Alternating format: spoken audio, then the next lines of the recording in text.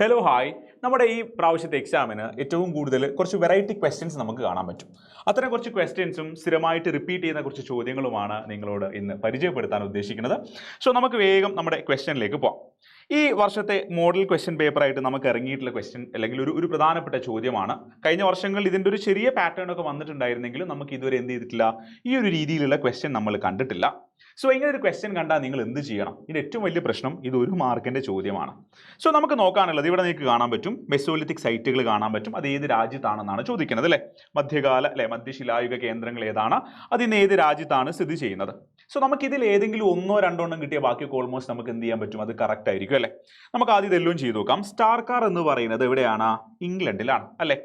പിന്നെ ഏതാ രണ്ടാമത്തേതുള്ളത്? ഫാഹിയാൻ കേവ്, അത് ശ്രീലങ്കയിലാണ്. സരായ് നെഹ്റായ് എന്ന് പറയുന്നത് എവിടെയാണ്?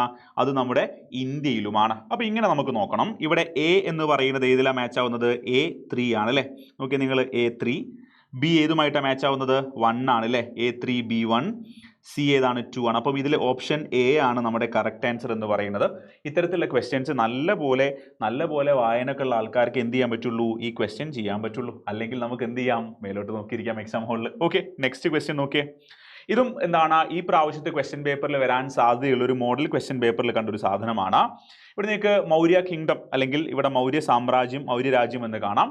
ഇതുമായിട്ട് മാച്ച് ചെയ്തിട്ടുള്ള കുറച്ച് സ്റ്റേറ്റ്മെന്റുകൾ, പോയിന്റുകൾ ഇവിടെ കൊടുത്തിട്ടുണ്ട്. ഇതിൽ തെറ്റിട്ട് ബാക്കി എന്ത് ചെയ്യാം, നമുക്ക് കറക്റ്റ് ആയിട്ടുള്ള കാര്യങ്ങൾ നോക്കാൻ പറ്റൂലേ.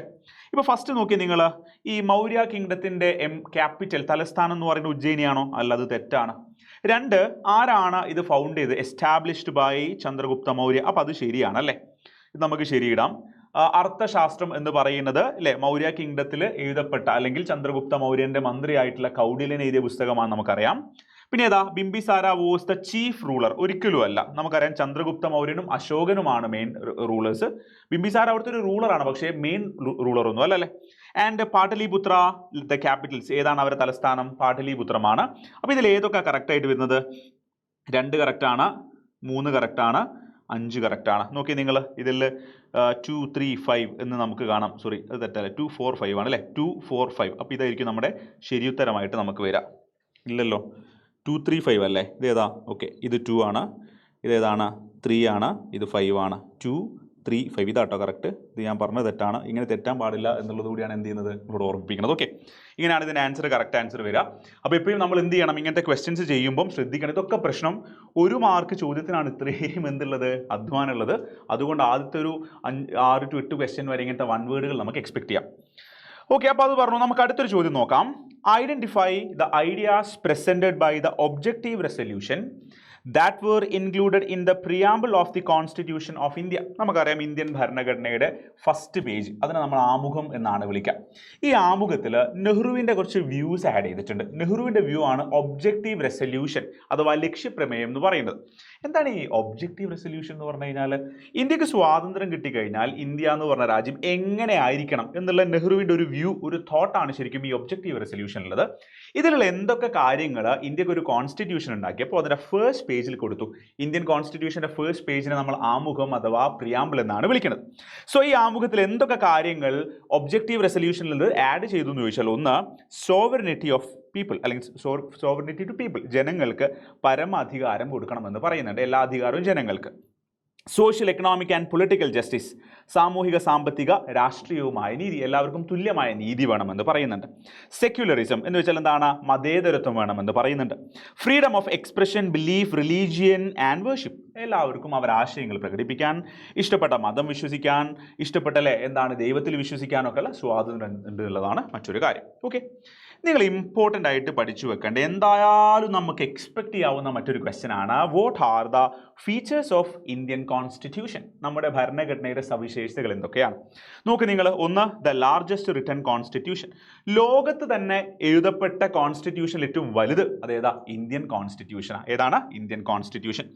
2, ഇന്ത്യയിലെ എന്താണ് കോൺസ്റ്റിറ്റ്യൂഷൻ എങ്ങനെയാടാ?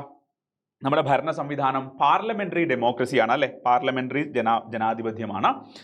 റിജിഡ് ആൻഡ് ഫ്ലെക്സിബിൾ സ്ട്രക്ചർ, ദൃഢവും അയവുള്ളതുമായ ഭരണഘടന എന്ന് വെച്ചാൽ ഭരണഘടനയിലെ ചില കാര്യങ്ങൾ നമുക്ക് ഈസി ആയിട്ട് മാറ്റാൻ പറ്റും അല്ലേ, വലിയ പ്രശ്നമില്ലാതെ മാറ്റാം. മറ്റു ചില ഭാഗങ്ങൾ വളരെ ബുദ്ധിമുട്ടാണ്, ദൃഢമാണ്, അതിൽ മാറ്റങ്ങൾ വരുത്താൻ. പിന്നെ ഇന്ത്യൻ ഭരണഘടനയിൽ ഫണ്ടമെന്റൽ റൈറ്റ്സും ഉണ്ട്, ഫണ്ടമെന്റൽ ഡ്യൂട്ടിയും ഉണ്ട്. മൗലിക അവകാശം, മൗലിക കർത്തവ്യം. ഞാൻ ഇന്ത്യൻ സിറ്റിസണാണ്, അപ്പോൾ എനിക്ക് രാജ്യം തരുന്ന റൈറ്റ്സ് ആണ്, അവകാശങ്ങളാണ് ഫണ്ടമെന്റൽ റൈറ്റ് എന്ന് നമ്മൾ വിളിക്കുക അല്ലേ. ഇപ്പോൾ ഞാൻ ഇന്ത്യക്കാരനാണ്, അപ്പോൾ എനിക്ക് എന്താണ് right to freedom of religion, right against exploitation അല്ലേ. നമ്മൾ പറയില്ലേ സ്വാതന്ത്ര്യത്തിനുള്ള അവകാശം, ഇഷ്ടപ്പെട്ട മതം വിശ്വസിക്കാനുള്ള അവകാശം, എൻ്റെ അവകാശങ്ങൾ, അങ്ങനെ കുറേ അവകാശങ്ങൾ. അതാണ് ഫണ്ടമെന്റൽ റൈറ്റ്. തിരിച്ച് നമ്മൾ രാജ്യത്തിന് വേണ്ടി ചെയ്തു കൊടുക്കുന്ന കാര്യങ്ങളാണ് ഫണ്ടമെന്റൽ ഡ്യൂട്ടി, മൗലിക കർത്തവ്യം. ദേശീയ ഗാനം കേൾക്കുമ്പോൾ നമ്മൾ സ്റ്റഡി ആയിട്ട് നിൽക്കുന്നു, നാഷണൽ ഫ്ലാഗ് കാണുമ്പോൾ നമ്മൾ സല്യൂട്ട് ചെയ്യുന്നു. ഇതൊക്കെ എന്താണ് ഫണ്ടമെന്റൽ ഡ്യൂട്ടിയാണ്. എൻ്റെ അവസാനത്ത് നോക്കിയാൽ നിങ്ങൾ directive principles of state policy, മാർഗനിർദ്ദേശക തത്വങ്ങൾ, DPSP എന്ന് പറയും. ഇതൊരു നല്ല രാജ്യം ഉണ്ടാവും, ഒരു വെൽഫെയർ സ്റ്റേറ്റ് ഉണ്ടാവാൻ നമ്മൾ ഫോളോ ചെയ്യേണ്ട കുറച്ച് കാര്യങ്ങളാണ് അല്ലെ ഈ ഡിറക്റ്റീവ് പ്രിൻസിപ്പിൾ. ഇത് നിർബന്ധമായിട്ടുള്ള കാര്യമല്ല, പക്ഷെ ഇത് ഫോളോ ചെയ്താൽ ഒരു നല്ല രാഷ്ട്രം ഉണ്ടാവും എന്നുള്ളതാണ്. ബൈ ക്യാമറൽ ലെജിസ്ലേച്ചർ, ദ്വിമണ്ഡല നിയമനിർമ്മാണ സഭ. നിങ്ങൾ ലോകസഭ, രാജ്യസഭ, നമുക്ക് നിയമങ്ങൾ ഉണ്ടാക്കാൻ 2 ഹൗസുകളാണ്, അതാണ് ഇവിടെ പറയുന്നത്. Federalism with a strong central government, ശക്തമായ കേന്ദ്രത്തോടു കൂടിയ ഒരു federal system. Independent and impartial judiciary judiciary സ്വതന്ത്രവും നിഷ്പക്ഷവുമായ നീതിന്യായ വ്യവസ്ഥ എന്ന് വെച്ചാൽ നമ്മൾ കോടതി സംവിധാനമാണ് നമ്മളിവിടെ നീതിന്യായ വ്യവസ്ഥ അല്ലെങ്കിൽ ജുഡീഷ്യറി എന്ന് വിളിക്കുന്നത്. ആ കാര്യം നമ്മൾ പറഞ്ഞു. എന്താണ് ഫെഡറലിസം? ഇന്ത്യ എന്ന് പറഞ്ഞ രാജ്യം ഭരിക്കണമെങ്കിൽ ഇന്ത്യയിലെ മുഴുവൻ കാര്യങ്ങളും മൊത്തം കൺട്രോൾ ചെയ്യുന്നത് സെൻട്രൽ ഗവൺമെന്റ് ആണ് അല്ലേ. എല്ലാവർക്കും അറിയാലോ, മലയാളത്തിൽ നമ്മൾ കേന്ദ്ര ഗവൺമെന്റ് എന്ന് പറയും. ഇനി ഇന്ത്യ മൊത്തം ഈ സെൻട്രൽ ഗവൺമെന്റ് എന്ന് നമ്മൾ പറയുമ്പോൾ ആരാണ്? കേന്ദ്ര ഗവൺമെന്റ് പറയും, പ്രൈം മിനിസ്റ്റർ ഉണ്ട്, പ്രസിഡന്റ് ഉണ്ട്, ഒക്കെ ഉണ്ട്. പക്ഷേ ഇവർക്ക് എല്ലാ സ്ഥലത്തും എത്തിപ്പെടാൻ പറ്റൂലല്ലോ. അപ്പോൾ എന്ത് ചെയ്യുന്നു, നമ്മൾ ഇന്ത്യ കുറേ സംസ്ഥാനങ്ങളാക്കി തിരിച്ചിട്ട് ഓരോ സംസ്ഥാനങ്ങളിലും എന്തുണ്ട്? സ്റ്റേറ്റ് ഗവൺമെന്റ് ഉണ്ട്, സംസ്ഥാന ഗവൺമെന്റും ഉണ്ട് അല്ലേ. എന്ന് വെച്ചാൽ ഇന്ത്യയിൽ ഒരു എന്താണ് മൊത്തത്തിൽ ഇന്ത്യ ഭരിക്കാൻ ഒരു സെൻട്രൽ ഗവൺമെന്റ്, കേന്ദ്ര ഗവൺമെന്റ് ഉണ്ട്. പിന്നെ കുറേ ഭാഗങ്ങളായിട്ട് ഓരോ സംസ്ഥാനങ്ങൾക്ക് അവിടെ സംസ്ഥാന ഗവൺമെന്റും ഉണ്ട്. ഇപ്പോൾ സെൻട്രൽ ഗവൺമെന്റ് അഥവാ കേന്ദ്ര ഗവൺമെന്റ് കാര്യങ്ങളൊക്കെ നോക്കുന്ന ആരാ? നമുക്ക് എല്ലാവർക്കും അറിയാതെ പ്രൈം മിനിസ്റ്റർ, പ്രസിഡന്റ് ഒക്കെയാണ്. സ്റ്റേറ്റ് ഗവൺമെന്റ് കാര്യങ്ങളൊക്കെ നോക്കുന്നത് ആരാ? അത് നമ്മൾ ആരാ പറയാ? പൊതുവേ നമ്മുടെ മുഖ്യമന്ത്രി, ചീഫ് മിനിസ്റ്റർ, ഗവർണർ ഒക്കെയാണ്. അങ്ങനെ നമ്മുടെ ഭരണത്തിനെ 2 തലത്തിലാക്കിയില്ല, 2 രീതിയിലാക്കി ഡിവൈഡ് ചെയ്തുള്ള ഒരു സിസ്റ്റം, അതാണ് ശരിക്കും ഫെഡറലിസം എന്ന് പറയുന്നത്. കുറച്ചുകൂടി നമ്മൾ ക്ലിയർ ആയിട്ട് പറഞ്ഞാൽ federalism is A system of administration in which power is divided between 2 levels of government on the basis of constitution. നമ്മളെ ഭരണഘടനയുടെ അടിസ്ഥാനത്തിൽ അല്ലേ അധികാരം 2 തലങ്ങളായിട്ട് വിഭജിക്കപ്പെടുന്ന സിസ്റ്റം. സെൻട്രൽ ഗവൺമെന്റും ഉണ്ട്, സ്റ്റേറ്റ് ഗവൺമെന്റും ഉണ്ട്. ഇത് രണ്ടും കൂടി ഒരുമിച്ചാണ് നമ്മൾ ഭരണം നടപ്പിലാക്കുന്നത്. അതിൻ്റെ പേരാണ് ഫെഡറലിസം എന്ന് പറയുന്നത്. ആ കാര്യം ഓർത്തു വെക്കണം. എക്സാമിന് ചോദിക്കും ഫെഡറലിസത്തിൻ്റെ ഫീച്ചേഴ്സ്. ഞാനൊരു 5 കാര്യങ്ങൾ മാത്രം പറയാം. ബാക്കി നിങ്ങൾക്ക് വേണമെങ്കിൽ എക്സ്ട്രാ പഠിച്ചു വെച്ചോ. 5 ഫീച്ചേഴ്സ് ഏറ്റവും ചുരുങ്ങിയ നിങ്ങൾ പഠിച്ചു വെച്ചോ. ഒന്നാമത്തത്, A common constitution for the central and state. ഇന്ത്യയിലെ കേന്ദ്ര ഗവൺമെന്റിനും ഇനി എല്ലാ സംസ്ഥാന ഗവൺമെന്റിനും ഒറ്റ കോൺസ്റ്റിറ്റ്യൂഷനേ ഉള്ളൂ. കേരളത്തിന് വേറെ കോൺസ്റ്റിറ്റ്യൂഷൻ ഇല്ലല്ലോ, നമ്മൾ മൊത്തം ഇന്ത്യൻ കോൺസ്റ്റിറ്റ്യൂഷൻ എന്നാണ് പറയാം. 2, സോവറിനിറ്റി ഓഫ് ദി കോൺസ്റ്റിറ്റ്യൂഷൻ, പരമാധികാരം, എല്ലാത്തിൻ്റെയും പരമാധികാരം ഭരണഘടനക്കാണ്. സിംഗിൾ സിറ്റിസൺഷിപ്പ് എന്ന് വെച്ചാൽ ഏക പൗരത്വമാണ്.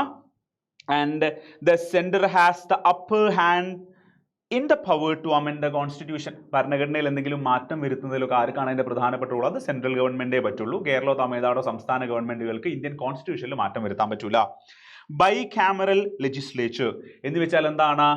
നമ്മൾ പറഞ്ഞല്ലോ, നിയമം നിർമ്മിക്കാൻ 2 തരത്തിൽ എന്തുണ്ടെന്നാണ് പറയുന്നത്? 2 സഭകളുണ്ട് എന്നാണ് പറയുന്നത്. ലോകസഭ, രാജ്യസഭ എന്നുള്ള കാര്യം ഓർത്ത് വെക്കുക. വേണമെങ്കിൽ ഇവിടെ ക്വാസി ഫെഡറൽ അല്ലെങ്കിൽ അർദ്ധ ഫെഡറൽ സംവിധാനം എന്നുകൂടി മാത്രം എന്ത് ചെയ്യുക, നിങ്ങൾ പഠിച്ചു വെക്കുക. സോ ബാക്കി കാര്യങ്ങളൊക്കെ ആയിട്ട് നമുക്ക് മറ്റൊരു സെഷനിൽ കാണാം. തീർച്ചയായിട്ടും നല്ല എക്സാമിന് അടിപൊളിയായിട്ട് പഠിക്കുക, ലൈവുകളൊക്കെ കാണുക, മികച്ച കുട്ടികളായിട്ട് മാറുക. സോ നമുക്ക് എക്സാം അടിച്ചു പൊളിച്ച് പഠിക്കാം. താങ്ക്